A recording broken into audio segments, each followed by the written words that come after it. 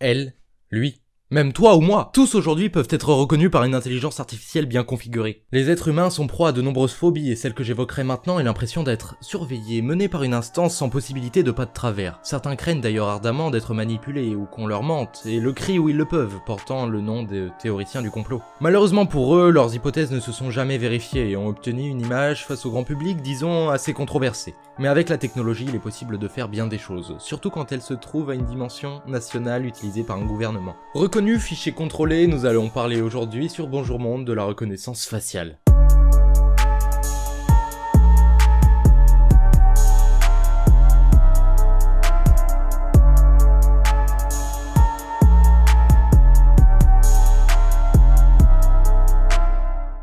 Popularisé notamment par les nombreux constructeurs du milieu du smartphone, par exemple avec le logiciel de Samsung ou Face ID de chez Apple, la reconnaissance faciale progresse par diverses techniques toujours plus fiables dans l'univers de la sécurité.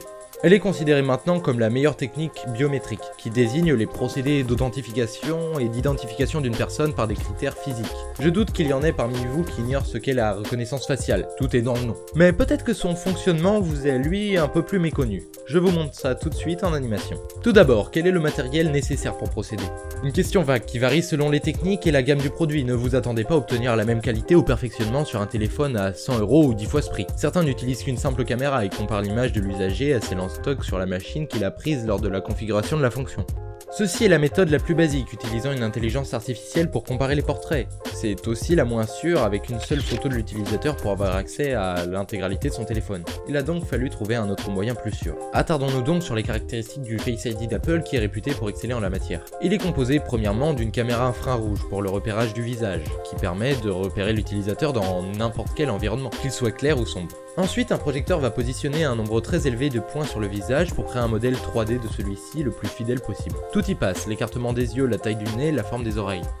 On ne dénombre pas moins de 300 000 points pour le Face ID, de quoi avoir une visualisation avec une marge d'erreur d'1 sur 1 million, soit 20 fois moins que son prédécesseur Touch ID pour les empreintes digitales. Toutefois, l'utilisation de la reconnaissance faciale ne se limite pas qu'au milieu commercial. Je m'explique. Je vous ai dit dans l'introduction que l'on pourrait associer cette technologie à l'échelle d'un pays, et cela a déjà pris forme. Voici la Chine. 170 millions de caméras sont placées un peu partout dans le pays, dont une grande partie est dotée d'un logiciel permettant de reconnaître ses concitoyens. Un dispositif du genre a pour but de surveiller la population, traquer les criminels, démanteler des réseaux de drogue. Cela paraît parfait sur le papier quand on nous le présente, c'est vrai, mais je me permets de revêtir mon regard critique. En effet, une telle atteinte à la vie privée est pour moi vraiment déstabilisant. Cela permettrait sûrement une baisse de la délinquance sans précédent, mais à quel prix ? Se sentir observé, espionné à chaque instant au dehors, cette impression d'être impuissant et dominé par cet œil qui vous regarde à chaque coin de rue, vous menaçant de rester dans le moule sans faux pas. D'ailleurs, la Chine se rapporte de plus en plus à une dictature avec ses camps de travaux forcés pour les opposants politiques, le constant culte de la personnalité du président Xi Jinping sans omettre le contrôle permanent de la presse ou des réseaux sociaux. Pour vous dire, le mot Winnie l'ourson a été banni tout simplement parce que des gens l'avaient comparé au chef d'État. Dingue. Voyez-vous maintenant la peur qui m'éprend face à un tel accès à la vie personnelle des résidents de ce pays ? Bien, c'était ma vision de la chose. Si vous souhaitez apporter d'autres arguments, je suis particulièrement ouvert à la critique. J'espère avoir pu vous apprendre quelque chose aujourd'hui. Si vous vous intéressez d'ailleurs à la géopolitique, je ne peux que vous inciter à découvrir la chaîne Linkray, liant avec pertinence ses animations et ses sujets. Je vais essayer de présenter dès que possible des créateurs ou des contenus que j'apprécie. Pour ceux qui le veulent, vous avez toutes les sources en description et les musiques utilisées. Bref, je ne vous retiens pas une seconde de plus, c'était Bonjour Monde, au revoir et peut-être à bientôt.